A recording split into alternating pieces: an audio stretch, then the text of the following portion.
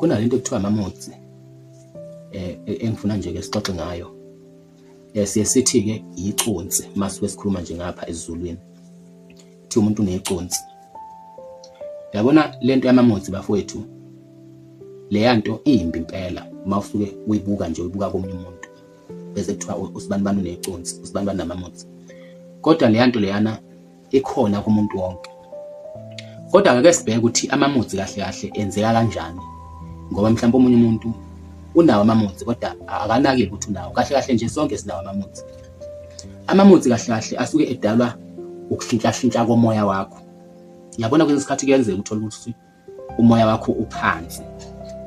Uzizwa nje ungathanda ukukhuluma, uzizwa ungathanda ukuxoxa. Kwesinye isikhathi uthola ukuthi nje awuthandi ngisho nokubonana nabantu. And sonke leso sikhathi siyasifikela la khona nje uzizwa ngazuthi nje ungangaxoxa ngathi ungathula, ngathi ungasendaweni ethule nje. Kodwa ngaleso sikhathi kufikela lento lena, umuntu osuke eseceleni akakwazi ukunderstand ukuthi njengamanje usesikhathini la khona umoya wakho uphansi khona. Bese umuntu uthola ukuthi leyo nto leyo uyihlaziya ngenye indlela, omunye ngempela egcina engayimukeli.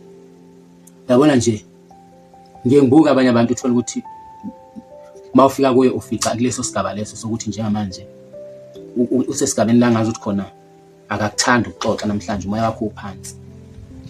Bese ngaleso sikhathi leso wena ubuka ukuthi awulo muntu lona unengqondo ebhedayo, lo muntu lona uvuka iconsi lakho ufuna ukukhuluma mhla ethanda, mhla kuthanda yena ke.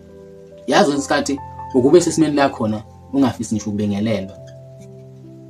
Leyo nto leyo iyenzeka bafethu. Ukucasule nje ukuthi umuntu kade kubingelela, uyazi lo muntu njalo bangihlala naye nje uhleze ngibingelela yabo. Uthothi nje awufuni ngisho nalokho ubingelelo. Kodwa hayi ukuthi lento iyenzeka kanjalo. Uthola ukuthi kufike nje leso sigaba leso noma leso sikhathi la umoya wakho khona uphansi khona. Bese siba khona futhi isigaba la khona umoya wakho ujabule khona.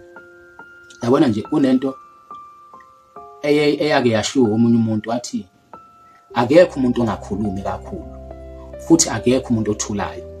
Kodwa umuntu kuya ngokuthi uhleli nobani nokuthi umuntu kusiphi isimo.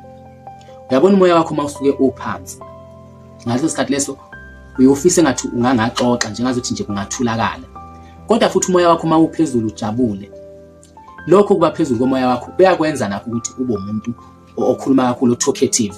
Uthothi uyaxoxa abantu ohleli nabo, uyaxoxa yonke le nto le. Kodwa kahle hle umuntu kusuke kuya ngokuthi ngaleso sikhathi leso umoya wakhe ukanjani nokuthi futhi uhleli nobani.